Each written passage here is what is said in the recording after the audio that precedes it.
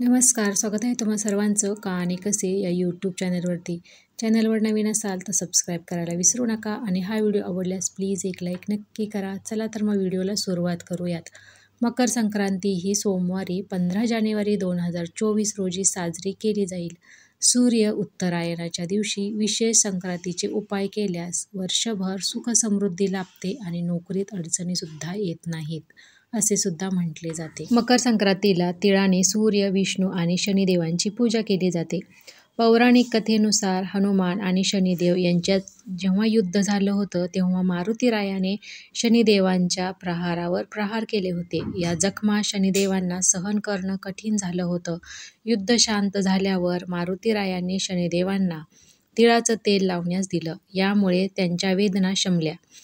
यावेळी शनिदेवांनी सांगितलं की जो भाविक मला खऱ्या श्रद्धेने तीळ आणि तिळाचे तेल देईल त्याच्या इच्छा पूर्ण करेल.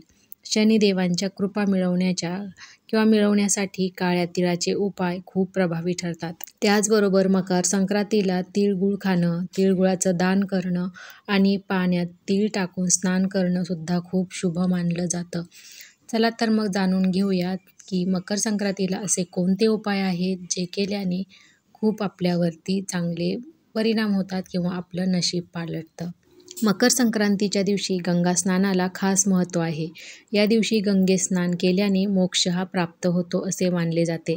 मकर संक्रांतीला शास्त्रामध्ये अशा 10 गोष्टी आहेत ज्या केल्याने सुखसमृद्धी लाभते, करिअरमध्ये यश मिळते, आर्थिक प्रगती होते आणि आरोग्यसुद्धा सुदृढ होते. मकर संक्रांतीच्या दिवशी तुळशीचे रोप, तांबे, सौभाग्याच्या वस्तू, तीळ, त्याचबरोबर झाडू खरेदी करणे खूप शुभ मानले जाते. त्यामुळे प्रगती होते, तसेच व्यवसायाचा विस्तारसुद्धा होतो. मकर संक्रांतीच्या दिवशी तुपाचे सेवन आणि दान केल्याने कीर्ती आणि भौतिक सुखसुद्धा आपल्याला प्राप्त होते. मकर संक्रांतीच्या दिवशी पितरांच्या नावाने नैवेद्य अर्पण करावा. श्राद्ध व तर्पण केल्यास पितर वर्षभर प्रसन्न राहतात. त्याचबरोबर कुटुंबात वृद्धी होते, वैवाहिक जीवन हे आनंदी राहते आणि पितरांचा आशीर्वादसुद्धा आपल्याला प्राप्त होतो. पुढचं म्हणजे मकर संक्रांतीच्या दिवशी कुटुंबातील सदस्यांच्या डोक्यावरून मूठभर काळे तीळ घेऊन नजर उतरवून जर तुम्ही घेतली आणि उत्तर दिशेला जर फेकून दिली तर याने आजार बरे होतात असे सुद्धा मानले जाते. तसेच कर्जाच्या समस्यापासून सुद्धा आपल्याला मुक्ती मिळते.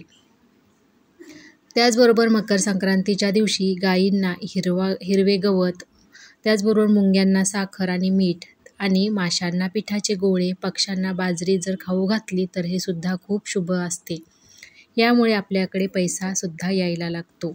मकर संक्रांतीच्या दिवशी दान करण्याचे विशेष महत्त्व आहे. या दिवशी तीळ, घोंगडी, लाल वस्त्र, लाल मिठाई, शेंगदाणे, तांदूळ, मूग डाळ, खिचडी, गूळ आणि काळे डाळ यांचे दान केल्यास शनी, राहू, केतू आणि सूर्य यांच्यापासून शुभ फळ मिळते आणि त्याचबरोबर माणूससुद्धा श्रीमंत होतो.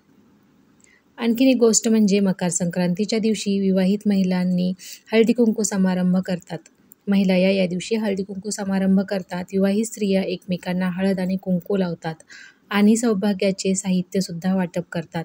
यामुळे पतीला दीर्घायुष्य लाभते आणि सौभाग्य वाढते असे सुद्धा मानले जाते. मकर संक्रांत हा सूर्यदेवतेची पूजा करण्यासाठी सर्वोत्तम दिवस मानला जातो. पाण्यात लाल चंदन, लाल फुले, त्याचबरोबर काळे तीळ आणि गूळ टाकून सूर्यदेवाला अर्घ्य अर्पण केल्यास आदर वाढतो आणि करिअरसुद्धा सूर्यासारखे आपले चमकते. मकर संक्रांतीच्या दिवशी घरी यज्ञ जर आपण केला आणि गायत्री मंत्राचा 108 वेळा जप जर आपण केला तर तो करत असताना काळे तीळ हे अर्पण करावे. यामुळे घरामध्ये आनंद येतो, रोग दूर होतात आणि घरामध्ये सकारात्मक ऊर्जेचा प्रवाह सुद्धा निर्माण होतो.